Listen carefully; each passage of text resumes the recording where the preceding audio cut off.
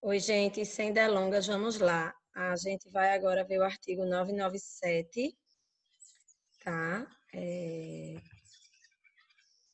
Como eu disse, é a regra geral do nosso direito contratual, tá?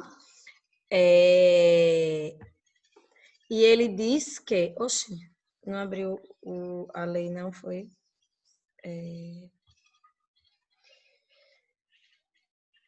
Cadê o código? O artigo 997, ele diz que a sociedade constitui-se mediante contrato escrito particular ou público, a gente já falou sobre isso no vídeo anterior, que além das cláusulas estipuladas pelas partes, conterá. Então, vê, nome, nacionalidade, estado civil. Veja, o inciso primeiro é a qualificação dos sócios. O artigo 2º, por sua vez, traz a qualificação da própria sociedade que está sendo formada. E aí, o que é importante a gente ver?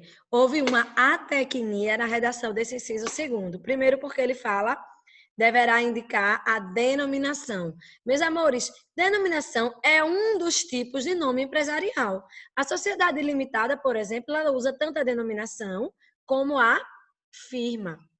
Então, o correto no inciso 2º seria ter o contrato vai mencionar o nome empresarial que aquela sociedade vai ter. Denominação, ela só contemplou um tipo, tá? Mas a gente subentende, a gente interpreta que são os dois tipos que podem estar constantes aí. Sede, que é o local, e o prazo da sociedade, porque a gente sabe que existem sociedades com prazo de validade, prazo determinado.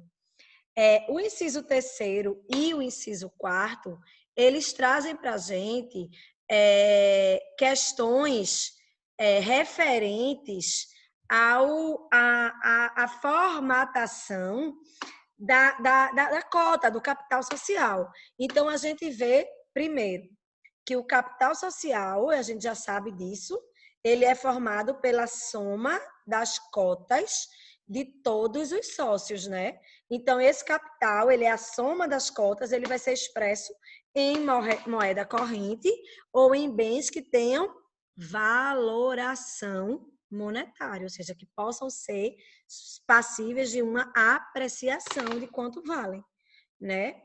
Eu não posso colocar, sei lá, uma obra de arte que não tenha valor. Por mais que para mim aquela obra tenha valor, se para o mercado aquela obra não tem valor, ela não serve para integralizar, para formar o capital social de uma sociedade. É a primeira observação do inciso 3º.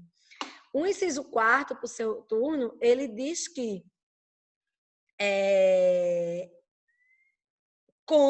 primeiro que cada sócio, a sociedade vai ser composta por cotas, que é o valor de cada sócio vai ter, e essas cotas, como cada sócio vai integralizar aquele valor.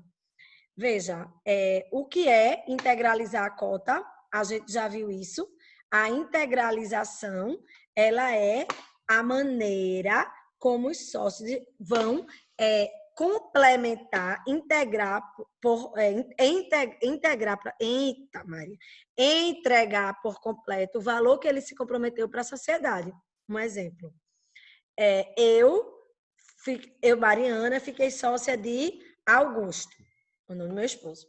Ele vai entrar com 50 mil, eu vou entrar com 50 mil. No contrato, ele vai dizer, Mariana vai entrar com 50 mil, mas ela vai ter o prazo de 5 anos para pagar os 50 mil. Então, Mariana vai pagar de pronto os 50 mil.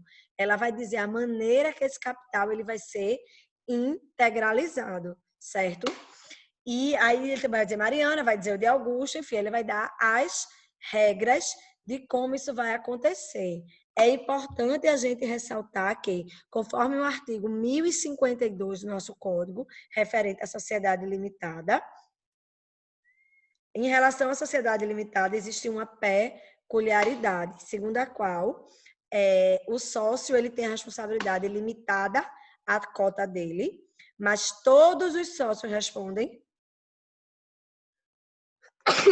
Ó, Corona, desculpa, gente.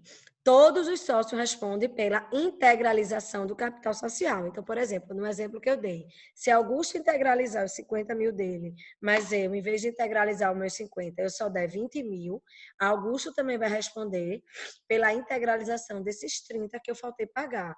E depois a gente vai resolver, eu e ele vai poder cobrar de mim esse valor, mas ele responde do mesmo jeito que eu, perante terceiros, em relação a essa integralização.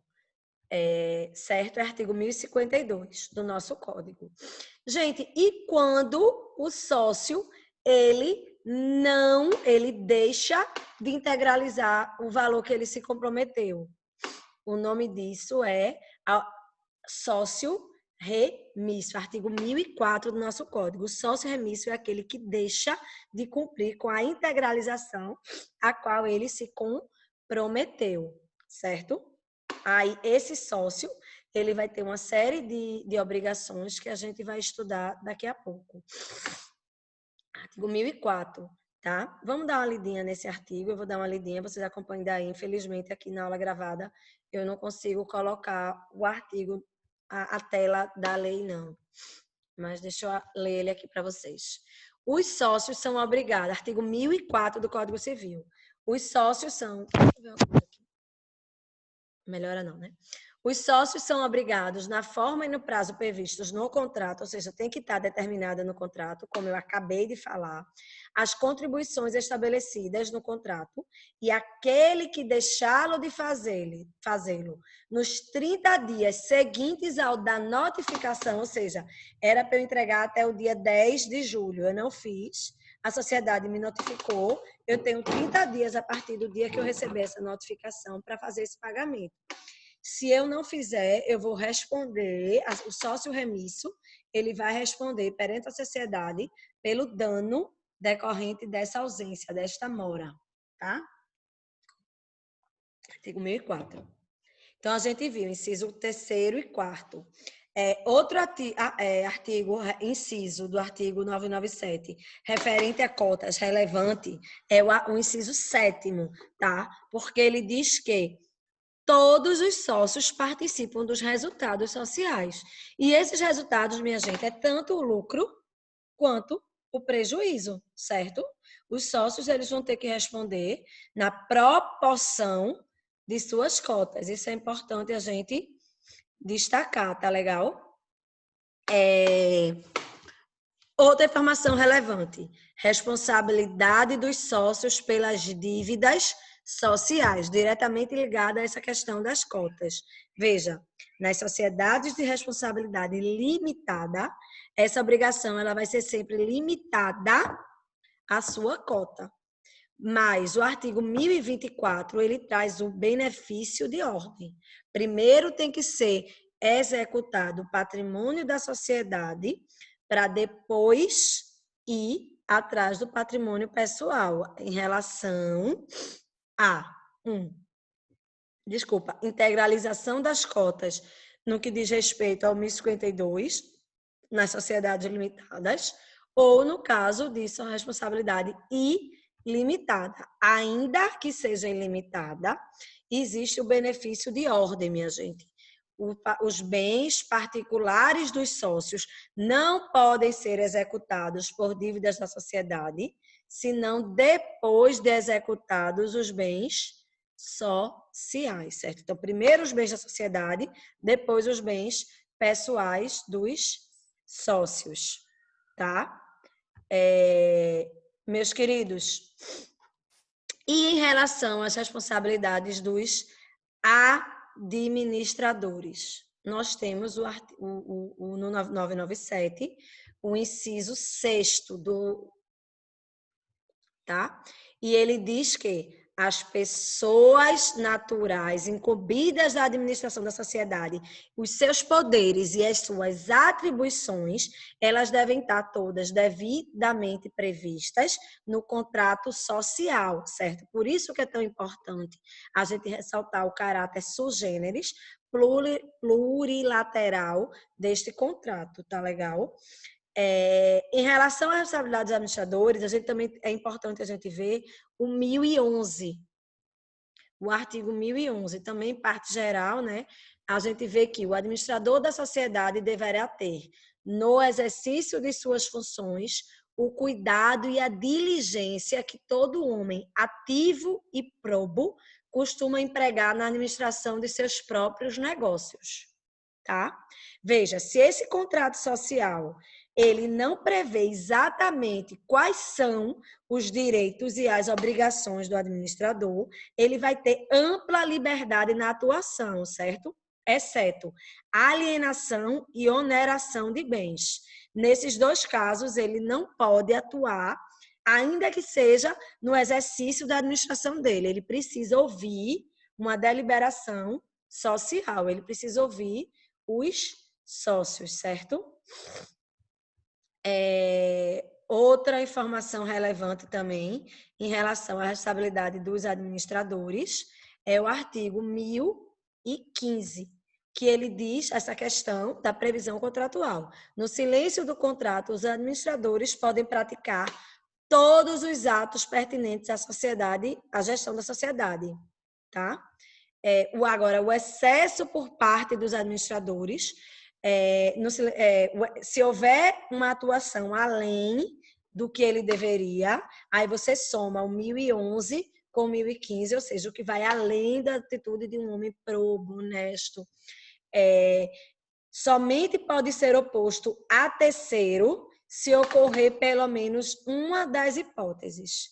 Se a limitação dos poderes estiver escrita ou averbada no próprio registro da sociedade, provando-se que o terceiro conhecia desse excesso, ou tratando-se de operação evidentemente estranha aos negócios da sociedade, tá legal? Gente, então essa é uma questão muito delicada que a doutrina ela traz através da teoria ultra vires. É quem responde por esses atos praticados com excesso de atuação, entendeu? Essa é uma questão muito discutida na doutrina, mas prevalece um entendimento da interpretação restrita desse artigo 1015. Mas a gente vai ver isso com mais detalhes dentro de sociedades limitadas, quando a gente for ver mais detalhes da sociedade limitada. Gente, eu vou parar aqui, porque a gente sabe que quando fica pesado, o YouTube não aceita que eu suba o vídeo, e a gente retorna em seguida para ver um pontinho que está faltando. Deixa eu ver como é que eu vou fazer aqui. Peraí. Maria, não estou conseguindo.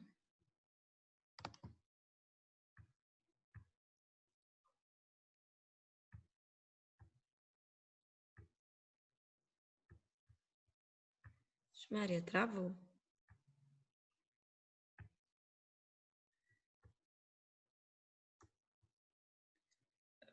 Cadê? Acho que agora vai.